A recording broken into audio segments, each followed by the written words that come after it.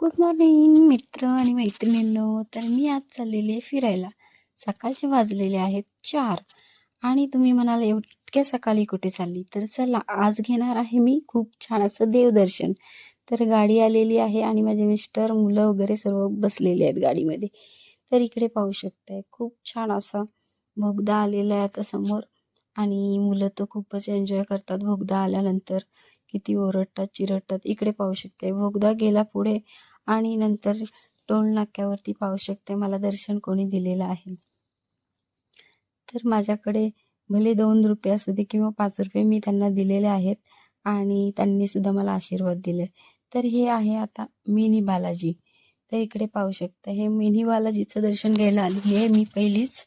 तर खूप छान वातावरण आहे मिनी बालाजीला. माझीही आता 7-8वी तर फेरी नक्कीच असेल. पण आज ना बिलकुलच गर्दी नाही आहे. जेव्हा पण मी आलेली आहे तेव्हा खूपच गर्दी असायची. पण आज ना बिलकुलच गर्दी नाही आहे. इतकं छान आज वाटते ना, खूपच छान. तुम्ही घेतलंत का हे मिनी बालाजीचं दर्शन पुण्यामधलं? तर माझं हे आजचं दर्शन ना खूपच छान. बिलकुलच गर्दी नाही आहे. तर चला आपण तिरुपती बालाजीला तर मी गेलेली नाही आहे. पण तुमचा सपोर्ट असेल तर मी नक्कीच जाईल आणि माझा व्हिडिओ कसा वाटला नक्की लाईक, शेअर, कमेंट करून सांगा मला. जास्तीत जास्त शेअर करा.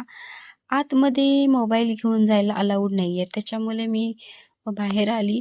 मोबाईल काय आतमध्ये नेलेलं नाही कोणीच, कारण मोबाईल जमा करतात.